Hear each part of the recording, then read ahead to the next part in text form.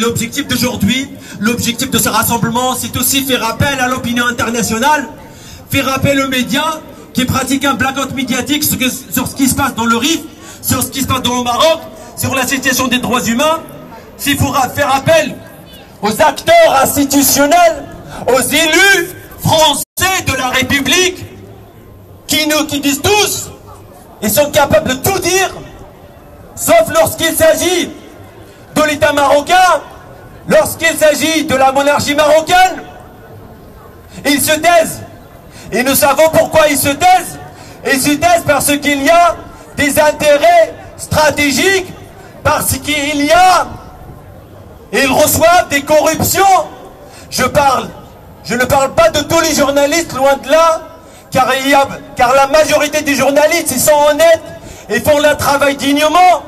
Mais il y a des journalistes, une autre catégorie de journalistes abjects qui se taisent sur quelque chose qu'ils devraient dénoncer, qui est les violations de la dignité humaine, les violations des droits économiques et sociaux et culturels. C'est notre objectif aujourd'hui. Nous n'avons d'autre soutien que vous. Quand je dis vous, en tant que citoyens, acteurs de la vie associative, en tant qu'acteurs politiques, acteurs associatifs, mais aussi, et moi je valorise votre présence, car c'est une présence qui nous est précieuse. Et je rappelle encore une fois, au nom de tous mes camarades, que nous n'avons d'autre soutien que vous. Et nous sommes ici nombreux, c'est-à-dire que ce soit dans le monde réel ou que dans le monde virtuel, nous nous connaissons. Et je vois que beaucoup d'entre vous prennent position pour ce qui se passe, dénoncent, condamnent.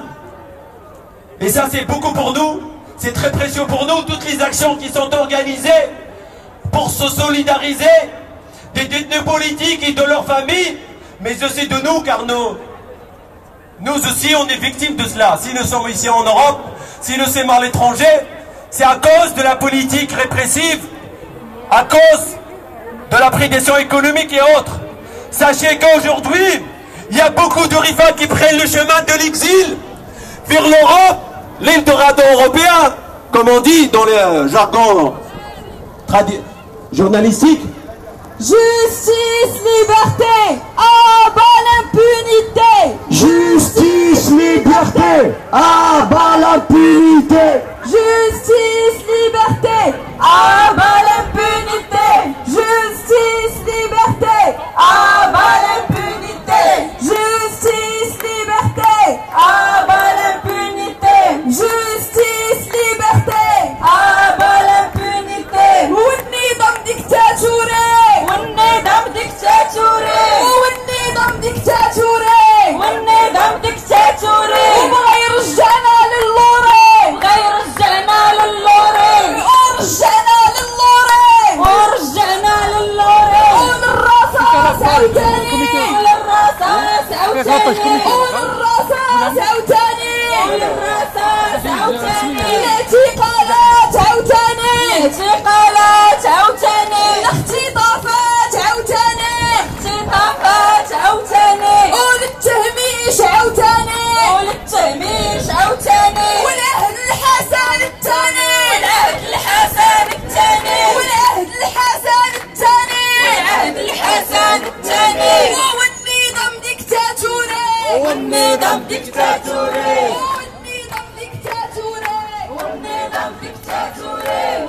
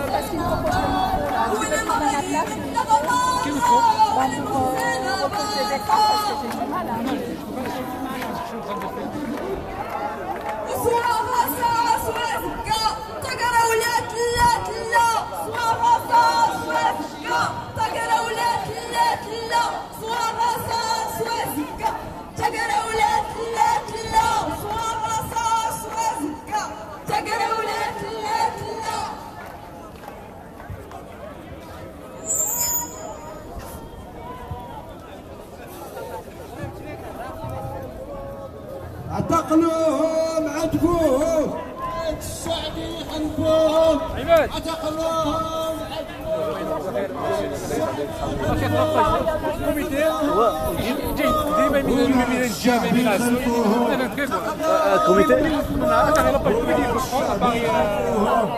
pour soutenir le mouvement RIFAN. maintenant وشيء زي جديد كيفها ما يميزن جنارة مين نازون سوى كارثة ينيو باش يودنا السلام ما يمين سوا ما يمين جنارة واخا تحية مقراند بخومة مقعي ما يدي ناشي في باريس يساعد هناك شعبي إجن تحية مقراند إذا ومت عليه خل مجهود ندقل على المستوى الإعلامي إجن تحية مقراند المعتقلين الصامدون والقابعون السجون المغربية يودنا الأبرياء نسمى نشرين الأبرياء نقاسم مجموعة من الأطياف مجموعة من المكونات على المستوى المغربي سواء كانت فعاليات مؤسسات أو يعني تسمى المراقبين الشأن الداخلي ديال المغرب اننا تسمى الاحكام قاسيه يخصها كاين نقطه كمانيه نقاس خشين تسمى تعتبر الاحكام منين تلقى المحكمه يثنيتيت المسطره تبع المحكمه يثنيتيت ديج المسطره غير عادله تعتبر زال الاساسيين بانه المحكمه ديج محكمه سوريه يعني هنايا نشني ما تقل الادانه غير الشعب قاش نتقاس الادانه نتقل الادانه غير الجهاز القضائي نقاس الدوله شنين كفعاليات على المستوى المعجر بانه الادانه النين الاحكام اللي توجهم ريفيا الشعب المغربي من يكملوا حاري دازت قمعم دازت ارمل كامل قاس قد نشني تقاهم الادانه اما الاجهزه ونفع عنده الوطن ونفع عنده التاريخ ونفع عنده المستقبل لانه الاجهزه تسمى المصير ناس ذي الموت بقدر ما انه الشعب ظني الضامن الاساسي لنمو الدول نمو المجتمعات تقدم المجتمعات نقاس قريهان زاد تسمى يتحكم المغرب ينتون زمام الامور على المستوى المغربي انهم على خطا انهم خاطئون انهم يتجهون بالمغرب الى المجهول نقاسم بانه شنين تقنا هذا على المستوى الاوروبي ثم تقول المحور السؤال شنين تقل الادانه الاحكام السوريه توجه الجهاز القضائي ديال المغرب. Vous savez ce que c'est qu'un exercice opposé? Ça signifie des viols. Ça signifie des viols au sein des prisons. Et ça, en disant cela, je ne suis pas en train d'exagérer. في البداية بادئ البدء سأحيي جميع الذوات الحرة جميع مكونات الشعب المغربي من طنجة حتى الجنوب أنهم قاموا ووجهوا نداءات ورسائل للدولة رسائل تضامنية مع معتقلي الحراك رسائل تضامنية مع الحركات الاحتجاجية على امتداد الجغرافيا المغربية نبقى ونقول بأنه نحن نثمن كافة المجهودات وكافة الرسائل التضامنية التي قدمها الشعب المغربي في جميع المدن المغربية البارحة وأمس البارحة منذ بداية يعني إصدار الأحكام الشعب المغربي أبان عن صموده وعن تضامن وعن صف وحدوي منقطع النظير نحييه ومن داخل المدن الأوروبية ونحن على مرأى يعني وقفة تضامنية مع الحراك نشاهد مغاربة معنا يحجون بكثافة المسيرات والوقفات التضامنية مع المعتقلين مع الحراك يعني نشيد بهذا التضامن الذي جسده الشعب المغربي من خلال يعني الخرجات على مستوى المدن المغربية لا سواء كان ذلك على مستوى مدينة الرباط على مستوى مدينة الدار البيضاء وجميع مناطق المغرب ونحييهم بأي تحية يعني نحن كلجنة باريس نحييهم. ما خاص خرافات الانفصال الخرافه الانفصال في المزيغ ديج الخرافه انه شان بدا سيج المقوله يعني ديج لومبيفالونس ديج تناقض صارخ يبان خاص بعض الاجهزه المغربيه بعض الاجهزه اللي تحكم اللي غاس زمام الحكم قالت ساعه تزانيتيز على المستوى المغربي تخزى التناقض ونيتيزم يقع شي تباع المسار الحراك تباع المسار الحركات الاجتماعيه على المستوى المغربي انت في التناقض صارخ ما يتم تجاوز الجلان وقت السدن وقت كراسن تناقض ونيتيز نقاش قشي المراقبين نحن على وعي بما تفعلون كشعب له ذاكره قويه ونرى ونراقب عن كثير ما تفعلون. المهم ساعود نلقى بانه التناقض جديد الحكومه المحكومه نعم يصدر نعم زكاو فقدت البيان المشؤوم انه الشعب ساكنه نعرف ساكنه انفصاليه نخرج الشعب من الحركه الانفصاليه الا ان الوهم سيذهب ادراج الرياح بعد ذلك امس البارحه بعد اصدار الاحكام الواهيه واذا بهذه الحكومه المحكومه تخرج يعني عن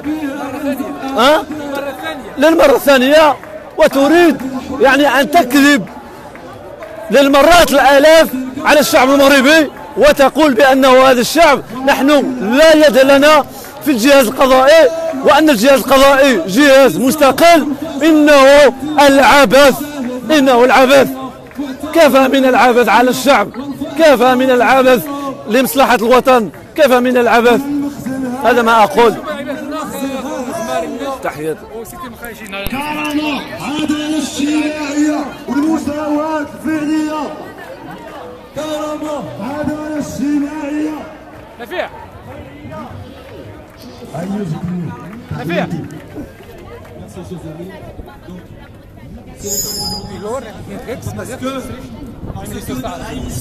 notre pays, au contraire, c'est parce que nous sommes jaloux. Nous voulons que du bien pour ce pays-là. C'est pour cela que le Sénat est ici pour dénoncer ces tortures, ces viols, ces situations anormales. C'est la moindre des choses. Notre demande de liberté pour le sang Je rappelle que le véritable, ou plutôt celui qui constitue une menace pour la stabilité, le séparatisme, je vous rappelle que c'est un droit fondamental, un droit universel. C'est reconnu par la Déclaration universelle des droits humains, etc. Mais dans la bouche des représentants du Marsan, c'est une insulte, alors que ça n'en est pas le cas. Mais allons dans leur sens. Le véritable séparatisme du peuple, ce n'est pas le peuple, ce ne sont pas ceux qui manifestent pour leurs droits, ce sont plutôt les prédateurs, ce sont plutôt la classe politique qui profite des deniers publics, qui profite des richesses du sous-sol, des richesses, de toutes les richesses du pays, qui revient en droit à la population, qui doit être répartie sur l'ensemble de la population, sans distinction aucune. Ce sont eux les séparatistes, ce sont eux qui constituent une menace pour la stabilité de ce pays. Et depuis le début du mouvement, fin 2016, jusqu'à aujourd'hui, ils n'ont fait que marteler le séparatisme, la réception de l'argent de l'extérieur, l'appui de défense ennemie du pays, de l'intégrité territoriale. Et bien évidemment, vous savez comme moi, tout pour moi, il parle de l'Algérie. Ça veut dire, quand le moment arrivera, les citoyens, hommes et femmes, enfants, jeunes, adultes, qui ont tout fait, qui ont sacrifié leur liberté, leur temps, leur travail, pour créer leur rage, sont soutenus par des puissances étrangères. Et vous savez tout comme moi, c'est un grand nom. C'est une propagande officielle pour disqualifier le Congo aux yeux de la population. Et heureusement qu'il y a des gens honnêtes, qu'il y a des gens qui font un travail de journalistes citoyens, qui relaient la bonne information pour dire que ce mouvement, ses revendications, son esprit, les objectifs pour lesquels il a été déclenché, c'est un mouvement légitime, constitutionnel, conforme à toutes les valeurs, à tous les droits proclamés par toutes les conventions et déclarations, la Déclaration universelle des droits humains, la constitution marocaine avec laquelle le pouvoir marocain se contredit systématiquement. D'un côté,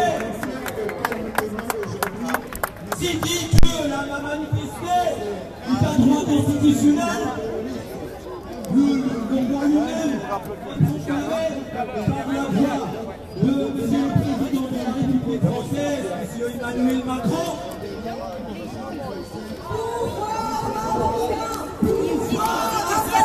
Macron le soutien, pouvoir marocain.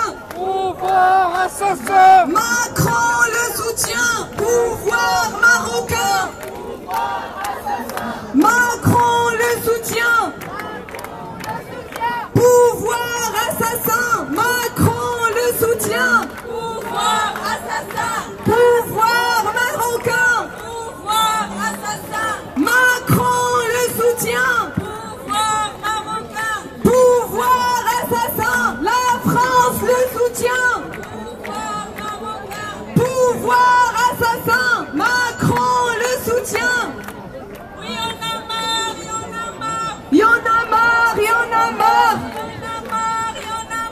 Y'en a marre, y'en a marre. De la justice, de la détention. Y'en a marre. Y'en a marre.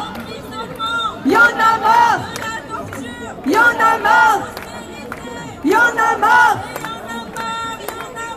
Y'en a marre, y'en a marre. Y'en a marre, y'en a marre. Y'en a marre. Y'en a marre. Y'en a marre. Y'en a marre. Y'en a marre. Y'en a marre. عينا مغاربة ماشي أو باش عاش الشعب وعاش عاش وعاش الشعب وعاش عاش وعاش الشعب وعاش عاش الوفا ماشي أو باش صحراوة ماشي أو باش المغاربة ماشي أو باش الوفا ماشي أو باش الحوثيمة ماشي أو باش مزورن ماشي أو باش ناظر ماشي أو باش المغاربة ماشي أو باش أم المعتقل زغريدي أم المعتقل زغريدي أم نصر زغريدي أم جلول زغريدي فكلنا بناتك وكلنا أبناؤك رميتهم في الحباسات وبكيتوا الأمهات رميتوهم في الحباسات وعذبتوا العائلات وما مفكينش ما مفكينش وما مفكينش ما مفكينش ومع المخزن ما مصلحينش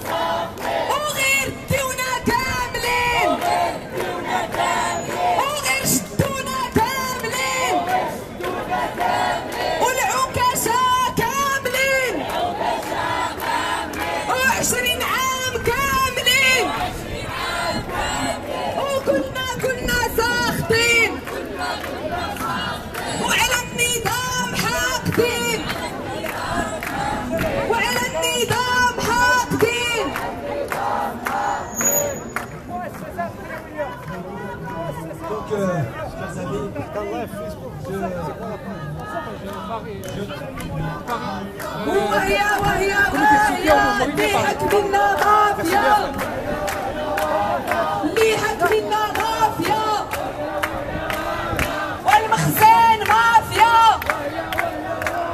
ونظام المافيا ونظام المافيا. Chers amis, donc là je vais appeler, parce que comme je disais tout à l'heure, ce rassemblement a été soutenu par des associations, par des organisations de défense des droits humains, par des acteurs associatifs, de partout, de toutes les tendances, de toutes les couleurs politiques, idéologies. Car ce qui nous rassemble aujourd'hui, c'est notre rage, notre révolte contre une situation donnée dans un pays donné qui s'appelle le Maroc, au nord du Maroc, dans le Rif. Et je vais appeler les représentants des associations pour prendre, voilà, pour exprimer à leur façon, chacun de son côté, exprimer leur rage. Et ben je n'ai pas de liste. Mais un petit mot en cabine, non? Je peux faire quoi? Une déclaration de soutien. Voilà. Sur le comité de soutien qui organise. un communiqué qui a été fait. Voilà, ah mais je parle allemand, hein, je ne parle pas kabyle moi. Ah mais c'est pas kabyle. Non, je suis l'allemande qui chante moi, tu ne parles rien à voir. Vous parlez français? Hein? Je parle français. Non mais attends, je vais dire là. Pourquoi vous êtes là? Qui a été fait au nom de tous les organisateurs. Qu'est-ce que vous dites pour les prisonniers politiques au Maroc? D'avoir été nombreux présents aujourd'hui pour dénoncer les de peine qui ont été prononcées contre les détenus du Hirak et aussi en solidarité avec leurs familles, avec tout le peuple marocain parce que c'est tout le peuple marocain qui a été condamné à 20 ans, à 10 ans, à 15 ans de prison. Donc après les arrestations arbitraires dans des conditions équivoques et inhumaines puisque des cas de torture psychologique et physique avérés au point de provoquer des décès ont été constatés. Des procès fallacieux ont été préfabriqués de toutes pièces pour aboutir, après des mois d'emprisonnement et sans de jugement. Des sentences absurdes et iniques ont été prononcées, distribuant des années carcérales à l'encontre d'innocents manifestants, allant jusqu'à 20 ans de prison, dont le seul reproche n'est d'autre que de manifester pacifiquement et civiquement pour revendiquer des droits légitimes, d'ordre social, économique, de raison délaissée. Le jugement fallacieux prononcé par la Chambre criminelle près de la Cour d'appel de Casablanca ce mardi 26 juin 2018 rappelle la sinistre période des années de plomb. D'abord, Azul Istma Etma, Azul Flawen, Azul Flakoun, je suis là pour soutenir, je trouve que c'est très très important que les Amazirs de partout se mettent ensemble maintenant dans les questions parce qu'on a aussi quelqu'un d'autre, Marc Touati, qui est emprisonné pour 7 ans maintenant, condamné 7 ans de prison. Et ça va pas du tout maintenant, franchement, c'est un grand pas en arrière et on peut pas accepter ça. Maintenant, ils ont dépassé la ligne rouge et voilà, ça va pas du tout. Et au Maroc, on a l'impression qu'on est revenu à l'époque de Hassan II ou quoi, voilà. Non. On dit non à cette situation-là, c'est fini. Maintenant, on va changer, je sais pas qu'est-ce que je dois dire là, mais il faut changer vraiment la stratégie parce que ça va pas. Voilà. Alors, je suis avec vous à tout cœur. Hein. Merci. Ah, il y a plein d'autres, hein. Faut pas oublier les autres. Maintenant, on parle de 2-3 noms, mais finalement, c'est une catastrophe là. Et si demain, sont eux, on sont des autres, si on ne va pas intervenir maintenant, dans 5 ans, on nous trouve dans un pays comme l'Iran ou quoi. Et déjà, on n'a pas liberté d'expression. Hein. Enfin, je parle de moi, je suis allemande, moi, mais eux, chez eux et ça va devenir maintenant de pire en pire parce qu'ils ont compris que ça bouge, ils ont compris que les Imézirs ont se mis d'accord entre eux, ils sont devenus plutôt des frères maintenant et des sœurs et ça c'est un signe qui est très très important et voilà, et je pense que les Marseillais ils ont peur de ça. Pour assurer la sécurité des manifestations pacifiques et pour mettre la région en état de siège en terrorisant les populations pacifiques et en arrêtant à l'appel des manifestants avec l'usage de commandos durant la nuit et de le transporter d'Al-Hoceima aux prisons de Casablanca à plus de 500 km de distance. Je rappelle que hier et avant-hier, il y a eu aussi des arrestations dans la région d'Al-Hoceima d'Imzoulin. Environ 30 personnes, des jeunes, des moins jeunes ont été arrêtés. Le système répressif est rentré dans les maisons pour arrêter en fait les jeunes et avec toute la violence qu'on connaît au Brésil. Tout cela avec la panoplie d'exactions allant jusqu'à la torture et autres sévices durant des mois. Des procès ont été fomentés, des peines lourdes en dehors des règles d'une justice équitable ont été prononcées. D'autres procès arbitraires sont en préparation et qui concernent des manifestants dans différentes régions, notamment la région de Jarada et de Zagora et de Outat el-Hajj aussi, ainsi que leur soutien à travers le pays. Ceci sans oublier bien sûr les journalistes détenus pour leurs opinions exprimées en ce qui concerne le Hirak, notamment le journaliste Dawi qui a été condamné à 3 ans de prison ferme. Les organisations signataires dénoncent l'usage des sévices psychologiques et physiques qui font partie de la torture, les sentences des peines fallacieuses prononcées à l'encontre des manifestants pacifiques du Hirak, le retour aux pratiques des années de plomb, à savoir la répression généralisée. L'approche sécuritaire comme unique système politique et comme unique réponse politique aux revendications légitimes des mouvements populaires au Maroc. Elles apportent leur soutien aux luttes sociales des masses populaires dans les villes et régions du Maroc, la solidarité aux détenus politiques au Maroc et exigent leur libération immédiate et sans condition.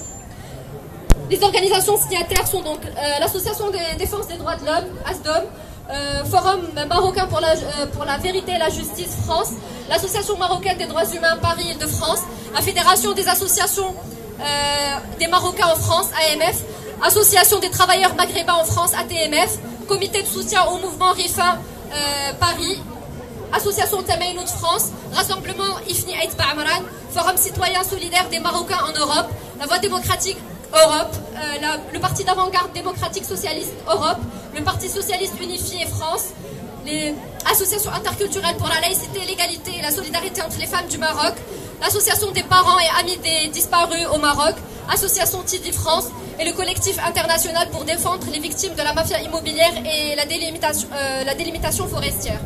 Donc nous remercions encore une fois pour votre présence et nous vous donnons rendez-vous dans les prochains rendez-vous pour exprimer notre solidarité avec toutes les luttes du peuple marocain et pour faire pression sur l'Union européenne, la France, partout où on est, pour faire montrer le vrai visage du Merzen, le vrai visage du pouvoir marocain et vive la lutte du peuple marocain et de tous les peuples opprimés. Merci. Libérez les prisonniers politiques au Maroc. Libérez les prisonniers politiques au Maroc. Libérez les prisonniers politiques au Maroc. Libérez les prisonniers politiques au Maroc. Libérez les prisonniers politiques au Maroc. Pouvoir marocain. Pouvoir assassin. Pouvoir marocain. Pouvoir assassin. Pouvoir marocain. Pouvoir assassin. Pouvoir marocain. Pouvoir assassin. Je tiens juste à faire un petit appel pour Madame Bouchra Tahri. Bouchra Tahri, elle a perdu sa carte Navigo, donc elle est là. Donc voilà. ولاد الشعب يخلفوهم عدموهم خطفوهم عدموهم خطفوهم عدموهم خطفوهم عدموهم خطفوهم عدموهم خطفوهم هي كلمة واحدة هي كلمة واحدة هاد الدولة فاسدة هي كلمة واحدة هي كلمة واحدة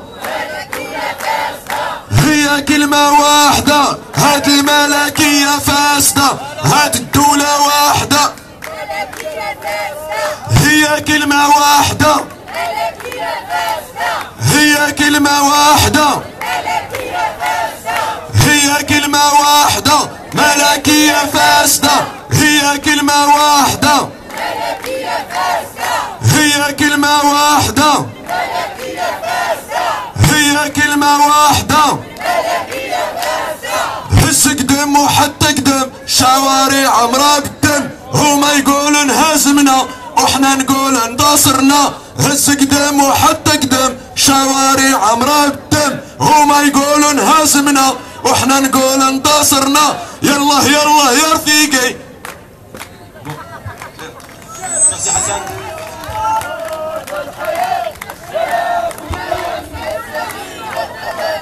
ولا الليل أن ينجلي أن ينكسر. Voilà, pour reprendre, parce qu'il y a des organisations, comme je disais tout à l'heure.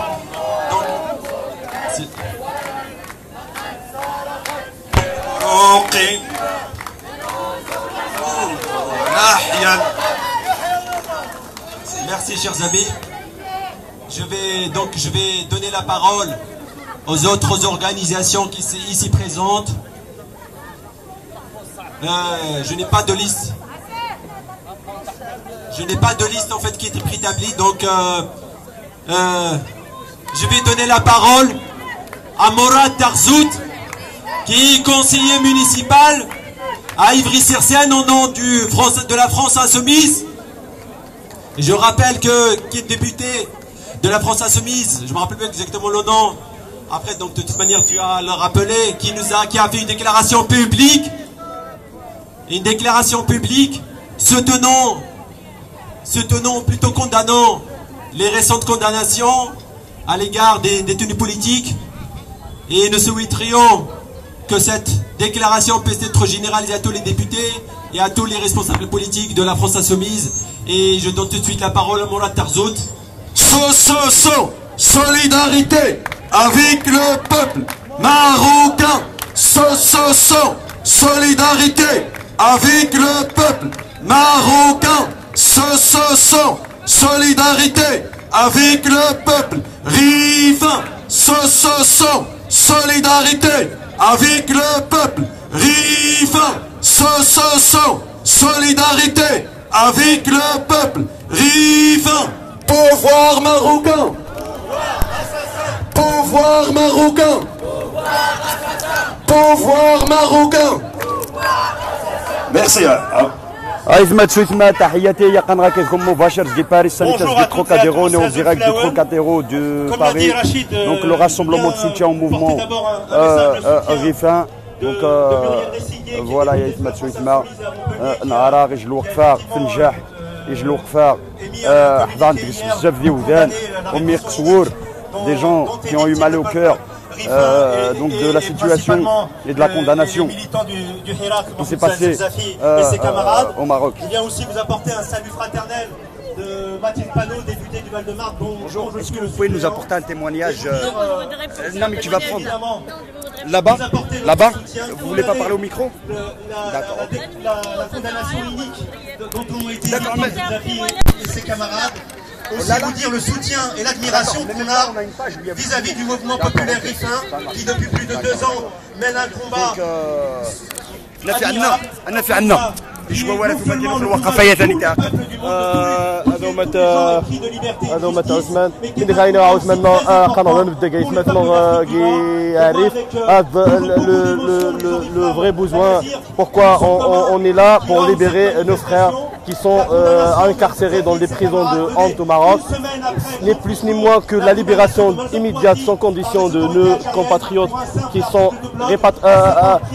sont dispersés dans les prisons du Maroc, et éventuellement répondre à leurs besoins et arrêter ce retour en arrière par rapport à ce qu'on avait souhaité et ce qu'on avait dit au début, que le Maroc ça commence à changer, ça a commencé à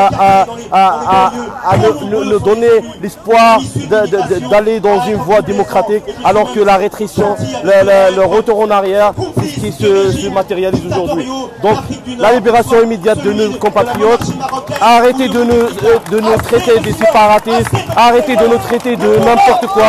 Nous sommes les premiers à défendre les droits, les pays de droit, le Maroc entièrement. Nous soutenons toutes les luttes partout au Maroc, de Rif, de Zrada, de toutes les autres régions, y compris nous essayons d'encourager les autres régions de sortir pour la libération de nos compatriotes qui sont incarcérés injustement dans les prisons de Honte. Donc on va aller essayer de donner la parole à tout le monde. Ayous Matino, est-ce que tu peux nous donner la parole? Qu'est-ce que tu penses de ces condamnations, les 20 ans de prison? les 20 ans de prison qui ont été distribués au Maroc. بون شنو غنقول لك بون اصلا نهضروا على مفهوم المحاكمه اصلا كانت محاكمه ظالمه اصلا يعني نورمالمون الناس تظاهروا غير على حقوقهم الاساسيه لا يعني ما كانش لا داعي للاعتقال ولا لا داعي لانهم يوصلوا المستوى ديال انهم يتحاكموا ويتعذبوا وانهم ما تعرضوا له. يعني هو مشكل كبير تعاني منه يعني ليطا ماروكان وتعاني منه جميع القوى الحيه في المغرب. يعني هو مشكل ديال المهداوي على مشكل الصحفي المهداوي ورفاقه، هو المشكل ديال مراد الكرطومي، هو مشكل ديال جميع المناضلين التقدميين وجميع المناضلين العلمانيين الذين يرشدون نحو مغرب افضل. يعني ما علينا احنا كقوى حيه الا اننا نندد بهذه الممارسات يعني البائده التي يعني وكل عليها الضرب والشرب. يعني نحن في القرن العشرين، نحن في قرن حقوق الانسان، ويعني في قرن يعني الحقوق الاساسيه للشعوب. بالتالي ما علينا الا ان نستنكر يعني بقوه هذه الممارسات يعني التي اكل عليها الضرب والشرب. وشكرا. شكرا، merci pour ton témoignage. C'est mon souhait et le souhait des femmes et des détenus. Je rappelle que tout au long de l'année dernière. Bah écoutez, moi je vais faire un tour de la manif. Je vais faire un petit tour et puis je donne la parole aux personnes qui sont ici. Qui ont fait des tournées européennes et en l'échelle de la France. Donc pour intervenir. On va donner la parole à tout le monde. Fikri, un petit mot en français s'il te plaît.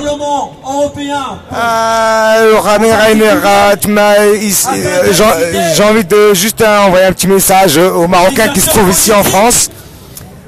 J'ai envie de leur dire de venir nous rejoindre. Et ce qui s'est passé au Maroc, les condamnations, 20 ans, 15 ans, 10 ans, c'est inadmissible, c'est inadmissible. Donc il faut que les Marocains ils viennent avec nous dans la rue et voilà, comme vous voyez ici, il faut sortir dans la rue partout où vous êtes. En Europe, au Maroc, voilà, c'est plus compliqué pour eux. Mais aujourd'hui, ils ressortent dans la rue et je demande qu'on les soutienne. Je demande à tous les Marocains, tous les Rifiens de soutenir ce qui se passe au Maroc. Voilà, c'est mon message que j'ai à donner et tahiyati à tous ceux qui nous regardent. Merci à ceux qui sont avec nous aujourd'hui et merci ceux qui vont venir la prochaine fois et merci beaucoup à tous. Shukran, Allah alaikum. Merci Fikri, shukran à Zoumat Fikri, shukran. Donc je vais passer la parole à des... Oui, bonjour. Excuse-moi. Est-ce que tu peux me donner tu peux me donner 5 minutes? Je voulais juste te poser une question par rapport aux condamnations qui viennent d'avoir lieu au Maroc.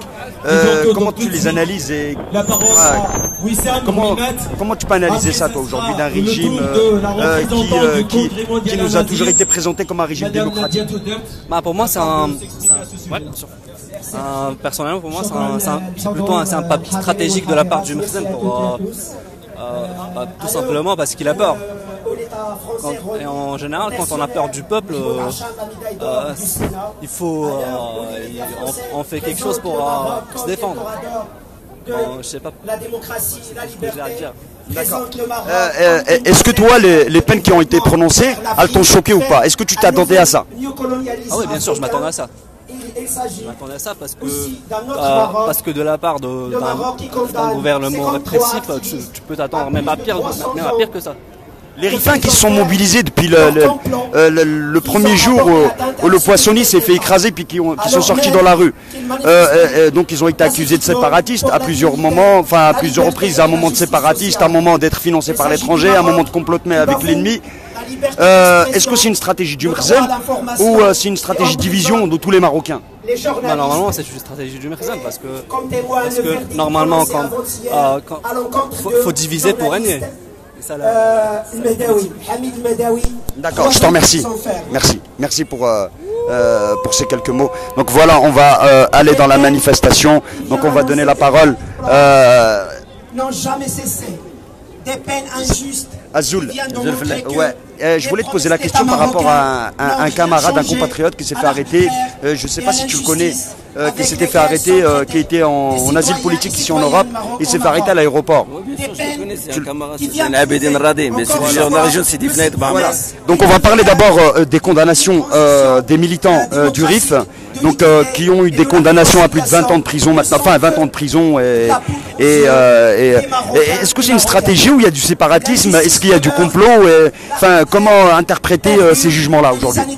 En arabe ou en français انت شلعيت en arabe على اي كنحيوا النضالات ديال الساكنه ديال الريف وهذه الاستراتيجيه التي تنهجها الدوله المغربيه هي استراتيجيه قد نهجتها في 2008 في سيدي إفني ايط بعمران وهي نفس الاستراتيجيه هي سياسه الاعتقالات والقمع المحاكمات على بالنسبه للتضامن ديالنا مع الساكنه ديال الريف والشباب ديال المعتقل 50 الذين ادينوا باحكام قاسيه لا يمكن ان يقبلها العقل لا لشيء الا لانهم قاموا انتفضوا من اجل حقوق طبيعيه مشروعيه هي جامعه ومدرسه ومستشفى عوض ان تكون الدوله المغربيه واعيه بمسؤوليتها تجاه الشعب المغربي قامت باستراتيجيه قمع وانزال امني وعسكري لتصفيق المنطقه. هذه الاحكام لا يمكن الا ادانتها ادانه صارمه ولا يمكن القبول بها.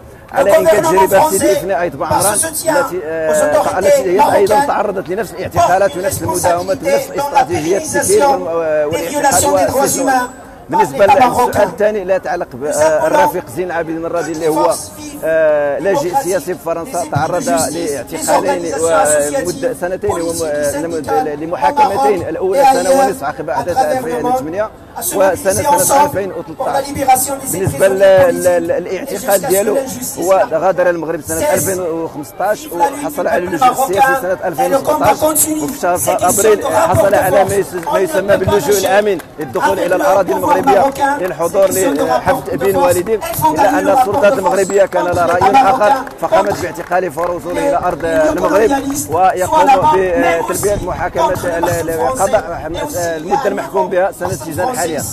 زين العابدين مناضل معروف على الصعيد الدولي مناضل اممي يتم اعتقاله في خرق صافر للقوانين للمعاهدات والقوانين التي صادق عليها المعاهدات الدوليه التي تكفل للاجئين السياسيين الحفاظ على حقوقهم داخل الوطن على انفاء الكلمه الختاميه لساند الشعب الريفي والساكنه الريف على الاجمال ونتضامن بدون قيد ولا شرط مع المعتقلين ونطالب الدوله المغربيه باجراء صوت العقل واطلاق سراحهم وعوض ذلك معاقبه المجرمين الحقيقيين ونهب ثروات الوطن.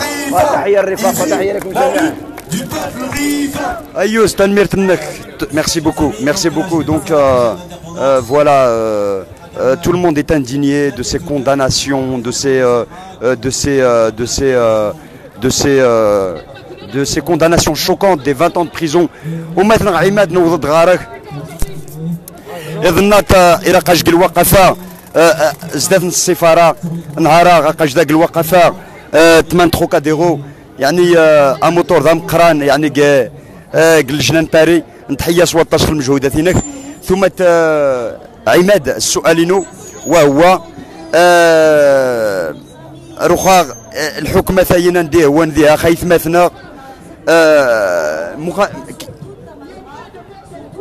excusez-moi juste 2 secondes الحكمة ثاينا قن نديه وان خايث مثنا واش انت شتواريخ نصف غندي وذان كتار زقيمين السيف ندي وذان يعني يوقع النفس يتم العكس نينات العكس من راه خطاطن يعني باش هاد السيفني وذان الحكمه في قاسيه الصف غندي وذان دونك نهار شك مكتواريد مخ تحل منايا نهارك الشارع الميدان روخا وذان تجرتني مكتب الحكمات يعني كلشي راس ضمن ولكن نهار الشارع عما مكتواريد كمنايا الشعب المغربي ما يفاق ما يوعى ما إجن تحية مقران إدومة عثمان تحية مقران المتتبعين الصبحة نتبع نتقل المباشر الوقفة نتنظم نهارا الذوات الحرة حواريين على المستوى الدياسبورا مختوارة من نهارا غيث ما سويثما نظم يجن الوقفة تضامنية وتنديدية في نفس الوقت الأحكام الجائرة والمحاكمات السورية التي قام بها الجهاز القضائي المحكوم في أمره. المهم السؤال باش نجاوبك السؤال مداومة عثمان نلقى بانه الشارع يجاوب نهارا يشاغل الجواب على المستوى جميع المدن المغربيه، يشاء الجواب قدار البيضاء، يشاء الجواب على مستوى الرباط ومناطق عده من اجل ان يندد وان يتضامن مع المعتقلين الابرياء والملف الحراكي لا سواء بالريف لا سواء بجرده وجميع الحركات الاحتجاجيه في المغرب. المهم نلقى بانه جميع المخططات تما ديال المسار الذي اخذه تما تكسي المغرب على اساس يعني يستعمل مقاربه امنيه مقاربه قمعيه باش غادي يستصغر باش غادي يسبد الحراك ديال الاراده الشعب، الا انه سيصطدم الامر الواقع الامر انه التضامن نظام قران جاي مغربيا جا الذوات الحره جا المناطق المغربيه من كمرند فغند نهارا باش توجه شي رسائل تم قرانين بانه الشعب يمون الشعب يتعرض تما اللي تحكم اللي يدخل الحكم على المستوى المغرب يعني كوان كيج مسار خاطئ كوان تاوين الوطن تاوين تسميج الوجهه مجهوله نقاص تما تدفعون الدوله الى وجهه تما خطيره جدا وانتم يعني غير مسؤولون وراكم بوشي المسؤوليه كمانيه الوطن مرة الاجهزه التي تحكم ذاك زند قال اراده الشعب ابدا تحكم تنمي الاراده الشعب تنمي خيرا الانسان العاقل او المؤسسات غنسمى يمكن انني وطنيه تما الوطنيه تما الدوله الاجهزه ينس تسمى غير الهبه مصطنعه غاش نوع المسرحيات تكنزنت باش الحكم الابرياء نقاسكم بانه اقشكم على خطا نقاس بانه الشعب ستساوند هذه يعني المسار هذه هو المسار انه قد يعسق تسمى الملف المعتقلين هذا يعسق الملف من الحراكات الشعبيه القائمه الوطن. المهم سينا النقاط ذي الاجوبه نغاي ساعتها سؤال مداومه عثمان وتحياتكم مره نتقاداش ثم تعيما دخل التيموانيا جيناك نتويت زكرات جاغور دوك نسقاد نستبري عاور عاودي المناظر ثم تينو الزول تحياتي لا غيجوار غير على حساب يتسمى الحكم فاينا 20 سنه. المهم واش من هي سبيطار دينات واش يحنجرنا ناس ذات جن 20 سنه. السلام عليكم يسمى يريفي ما تجي من الاحرار. المهم بالنسبه للاحكام كل شيء ضار يعني الاحكام ماشي قاسيه خصها بان الاحكام ظالمه لحقاش هنا ابرياء فغند الشارع من اجل مطالب مشروعه وعادله فغند سجن بطريقه سلميه يعني يوذنا غينا ظلمنصن لا يستحقون ولا المحاكمه 20 سنه ميخ 20 سنه بنادم يفقد الشارع باش يطالب بحقوقه 20 سنه ميخ 20 سنه باش يعني يخصي الجامعه يخصي سبيطار يخصي 20 سنه ميخ في خصها غنفهم ميخ في 20 سنه ايوش ثماتينو شكرا نتحيا الصوت تسخ الميساج هناك اش يحفظ الله تعالى ثماتينو تحية ثماتينو واش يحفظ الله تعالى فيش ووارا غنتيني دخل لاباج الكوميتي خل الحكم ثاينا يتسمى نوري يقبر لا العقير لا الضمير لا القانون لا البشر لا الحيوان يعني من غير كتيني كيما انايا من ديتاسنا ميرو قد دخل الحكم ثاينا ما عاد رنثن وقندر نثان كيفاش السبيطار خال الجامعه خو بريد خال العيش الكريم خال خدمه خينات 20 سنه نحبس سفاميه ثماتينو كيثاني.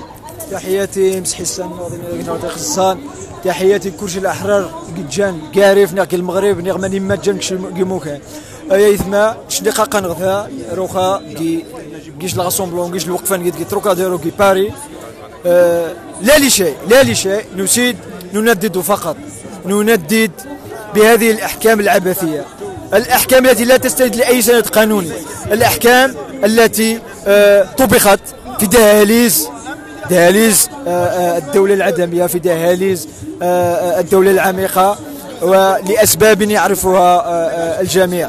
لا يخفى عنكم الإخوان أنه الحراك نشني نضفاف زكينا هام يموت المرحوم محسن فكري اركاس بنادم وازن اركاس وازن طوموبيل ونعد نخ بنادم ونعد نخيوذا افغان للمطالبه الحقوق انسان افغان للمطالبه بحقوق حيويه حقوق تسمى بسيطه وحقوق يتسمى بنادم انك كي دوله تحترم نفسها ونورمالمون خاص يتفق بنادم فاذا به النشطاء انه صبحا مختطفين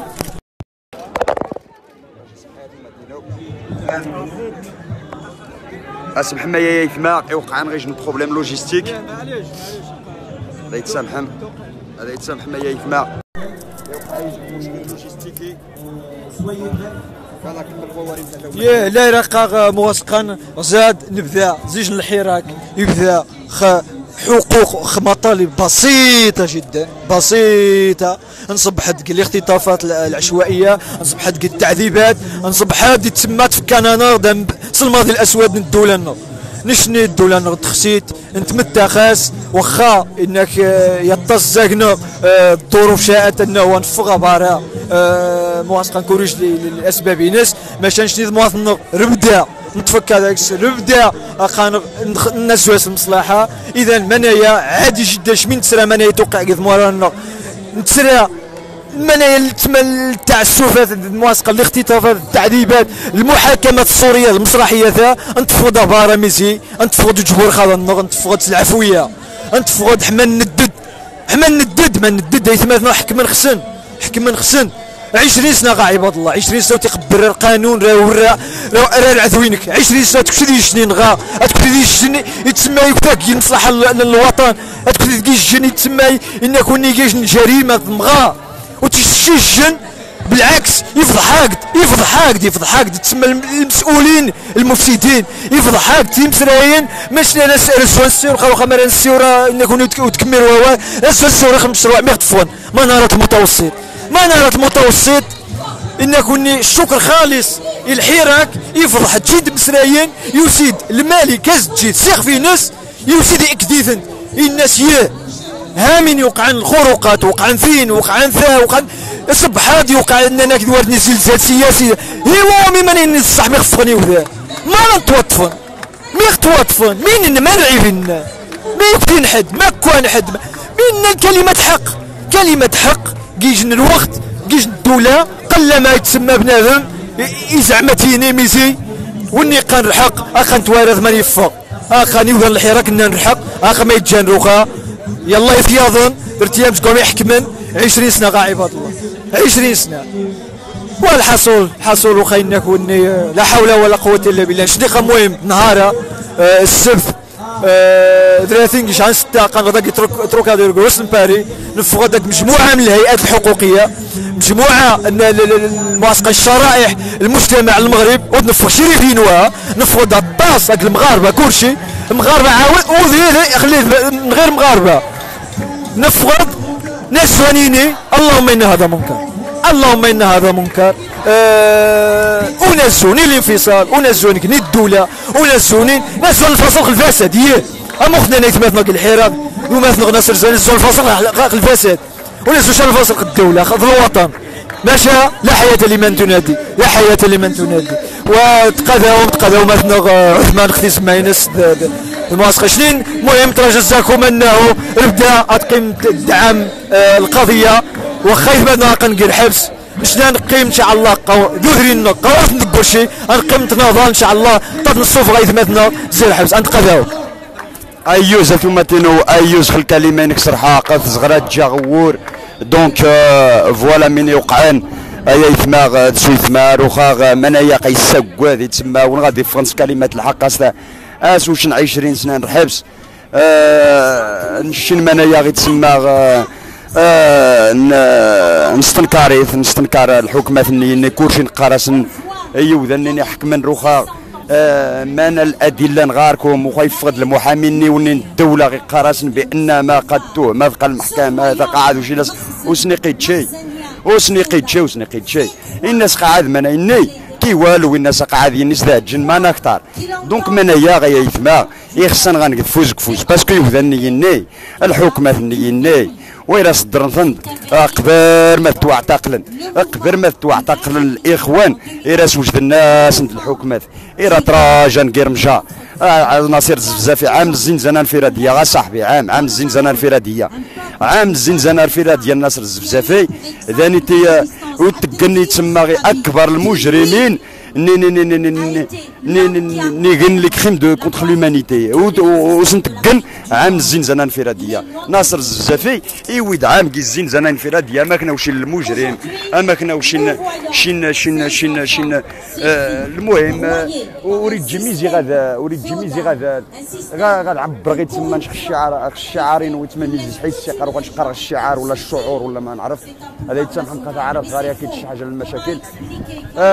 ماشي المشاكل تعرف وانما اللغه والسنكشات السوره المهم شو ما غيتسمى روح عبر ميزيت حيسير يعني مخميت حيسير غامديا مخميت وري غير ودان امني عاد قناك بانما قاتين قثا تما منايا وداك سبو النقاش منايا داك فقد على الشارع منايا داك فقد على الشارع انمون ثاني كفوز انمون ثاني كفوز هاد الصوف ضيف مثلا روح نيتي وني خصنا ديك شي حاجات اتيك مرحبا به ولكن اين غنكث يتسمى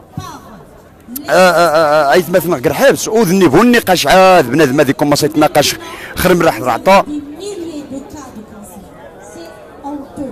سي با لي ميم سون بلات دونك يسمح معايا يثما دونك غير نكمل هذا الصفق ثلاث مثلا روحني كامل الحريه لاي واحد هذه داس غادي عبار توجهي ناسني غادي عبار الفكري ناسني غادي عبار مينيخس ولكن روح شي مين غنغمو مستعجل روح كل وقت ثاني تا وهو مدار الشارع عمك دهواني وانا كلشي سيجو فوز دي الجمونان كان صراح المختطفين صراح المعتقلين يجنك السجون الدولي والعار سيوض الميساج الاين في الدول قن نتوارن الفساد نتوارن الظلم نتوارن كيف مواطن غامني تتقن خصني طاوين لان ما غارس المصلحه دني تنسن دونك نقراكم يا يثما مونث كاع فوز كفوس المعتقلين مونث فوز هاد الصفق تايث مثلا غزكر حبس ذمانا ينشنين غنغ يتسمى نهار ذا سنان كدار غنغ المعتقلين نغكر حبس يتسمى مخان نشينا سنان كدار نشين بيلا عاود نقد سنان كميجا يوذانا يناقن يعني نيوكنا في السدحه وعاد رنون ذيك السن الصفوق عند المحامين والناي يقرا 20 سنه عاد عذرنا كيتسن يعني تفلان خناس يجي الشكل مباشر شي نقرا الميساج السانيتا نشي ملايين توزك نستعرف شيء ملايين تاكلشي ديال الشتيحان ملايين تايثماتنا قفن في السبيطار نسلمي غطفان دونك هي ماذا غنتكم قنشين بالله ماتنا الثلاث ودرينا روح هاد السعدي غوار هادوش غوار بعض الاخوان تواجدنا كي نغذاني تاك المسيره حتى الاثنين هادوش نعاود ميزيز حسان هاد عبان خ الراي انسان هاد عبان خينات انسان ثم تينو هذا يتوجد جواوات الحكمه ثاينا السوريه